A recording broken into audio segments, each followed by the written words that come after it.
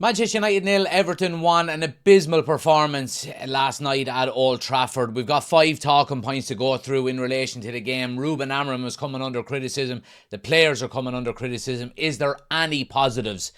Let's jump right into it. Ruben Amorim, bring the glory days again.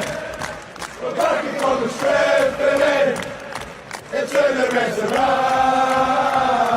Thanks for tuning in. As always, guys, please smash a like on the video. Subscribe if you're new to the channel. Let's jump right into it. Number 1, Ruben Amorim. We've got to talk about, I suppose, what he got right, what he got wrong. I mean, the starting lineup, bar maybe Mason Mount being left out of the starting lineup, I don't think he could have done an awful lot more. You know, it goes to show maybe the lack of depth that we've got in this squad when you are missing Sesko and Cunha in that forward line, and we look completely void of options going forward. Really, really disappointing in that sense.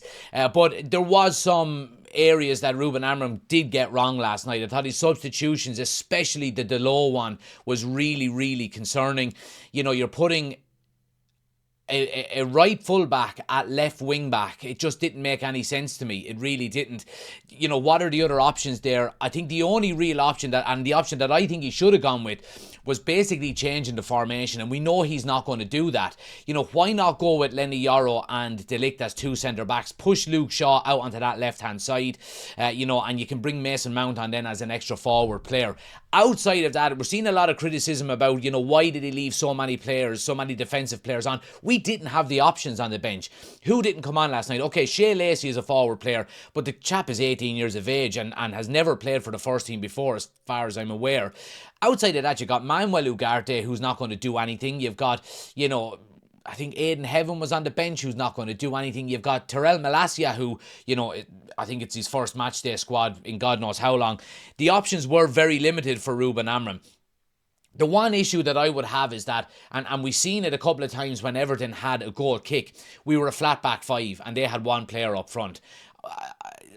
The manager has got to get that message out to players that you don't need to be so defensive. But also, you've got to take the players into this whole criticism arc here as well and say, you've got to sense it, you've got to smell it during the game where, you know, your centre-backs can go, no, we don't need you back here, stay forward, get your wing-backs tucking in for the knockdown, the second ball from a header. You know, we didn't win any headers at the back. It was really, really poor. I think some of the criticism for Ruben Amorim is fair, but we've got to realise, guys, he got manager of the month last year. We are a work in progress. There was very little options on the bench for him to rely on and for him to fall back on. And I think ultimately, and of course you're going to get this with the online fan base, they're going in heavy on him this morning, and I just don't agree with it. I think it's very reactionary. Yes, he didn't get everything right last night, but again, I don't think circumstances and personnel available played into his hands too much either. Number 2, Xerxes. Just absolutely nowhere near good enough, guys. Now, look, he had a really good header in the second half, and Jordan Pickford made a fantastic save from him, but he's just not good enough, in my opinion. And if we're going to be having to rely on him in that forward line, you know, obviously while Sesko is out, Cunha was missing last night, and then losing the likes of Ahmad and Brian Mbeumo in the next few weeks to AFCON, we're in serious trouble. He's just not good enough. For a guy that's so big, there's no physicality about him whatsoever. Technically, he is tidy enough, but last night, even his touch was off, his link-up play was poor. It just offered us absolutely nothing, in my opinion. We were peppering balls into the box from wide, you know, when we had Everton pinned back, and they were happy to sit in and win these headers. But, you know, we've got a 6'5" striker in Sesko over the last few weeks, and we, you know, have rarely got a cross into the box for him to go and win. It didn't make any sense.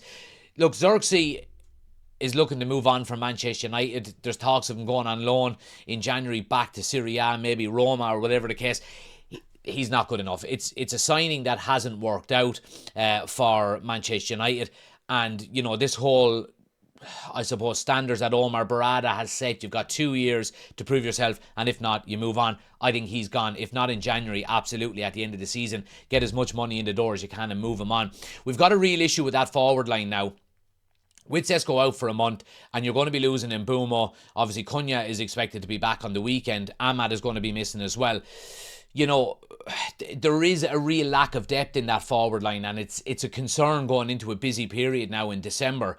I would rather play Cheeto Obi there than Joshua Zirkzee, because I think at least if Cheeto Obi put in a performance like that last night, you would say, look, he's young, and there's a little bit of leniency and a bit of a leeway there towards him, and he's young and he's learning, he's experienced, he's academy player. You're going to get that little bit of leeway. But if he goes on and scores a couple of goals, absolutely fantastic. There's a real sense of positivity around the squad and around the club.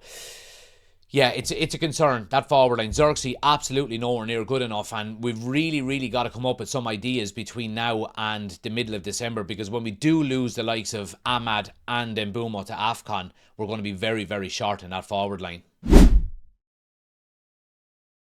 Number 3, Diogo Dalot. Look, we've had so many talking point videos where he is mentioned, and it's not in a positive way. He is simply not good enough. Now, I feel for him in a way. You know, he's been brought on as a left wing back when he is basically a right full back. But ultimately, he's not good enough. We know about his, mentality, his professionalism, his work ethic is all really, really good, and credit to him. But ultimately, you've got to be good. My work ethic and my professionalism would be absolutely top notch if I was playing for Manchester United. But I'm still not good enough.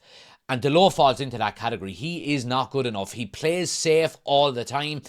And it was a really, really poor decision from Amorim, in my opinion, bringing him on that left side, because basically what you're looking to do is you're looking to get to the end line, you're looking to get balls into the box, and what does Dalot do? The complete opposite. He plays it safe, he turns back, he goes inside, he goes backwards with his passes.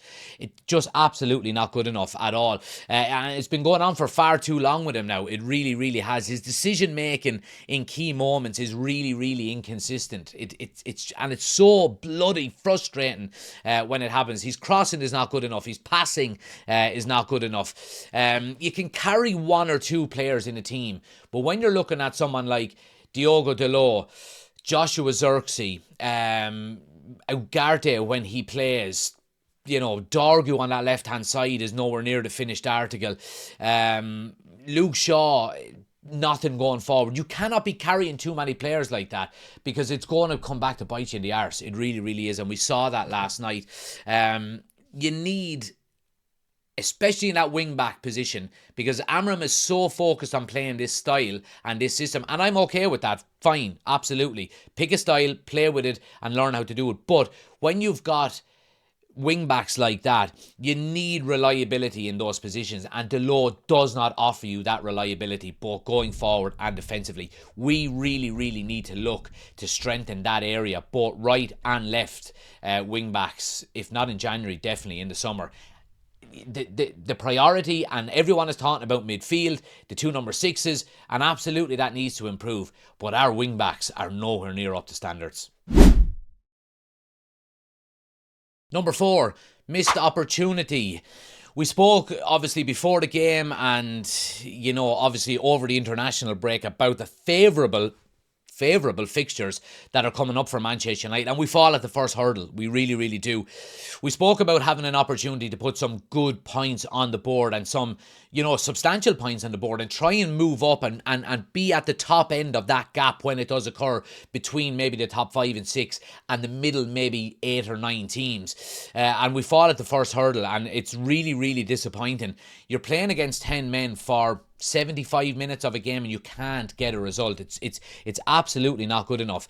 We're talking about the positivity that was around the club and around the team going into the international break, and trying to bring that back into this group and this set of fixtures, and we've started off in the worst possible way. There are ways to lose. I don't mind losing a game, as a Manchester United fan, but there are ways and means about losing. You don't lose in the manner that we did last night, effortless, lackluster, no desire, no hunger, and it was so evident to see from minute 1 that United were off the pace. 3 points would have brought us up to a minimum of 5th last night. If we had have won by 3 goals or more, we actually would have been in the top 4. So it's a huge opportunity missed. Now,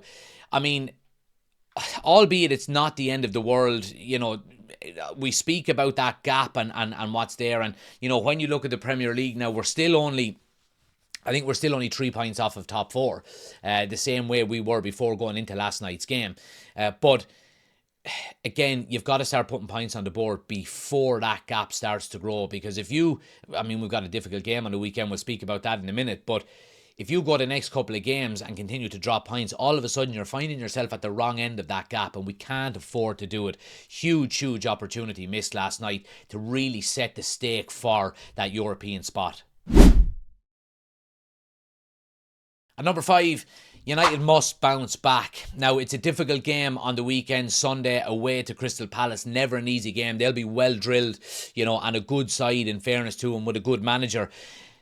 Again, you just don't know what you're going to get out of this Manchester United side. You go and lose to Grimsby earlier in the season, and all of a sudden, a couple of weeks later, you're beating Liverpool at Anfield. So it's not outside the realms of possibility that United go to Crystal Palace on Sunday and win, and could do so quite, emphatically. You just never know. Now, you could also go there and, completely shit the bed again.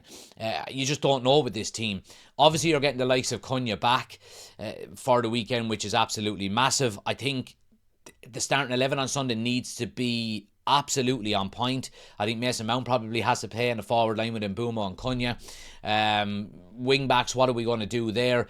Do you bring in maybe Alessandro Martinez? How far away is he from starting a game for Manchester United? And maybe move Luke Shaw up into that left wing back position. It's got to be right. It's got to be right. The good news is the season isn't defined by last night's result, and we are still only 3 points off of top four. But the bad news is, if you drop more points over the coming games, like we mentioned, all of a sudden that gap grows and it starts to get away from you a little bit. The performance needs to sharpen up massively, and it needs to do so immediately, in my opinion.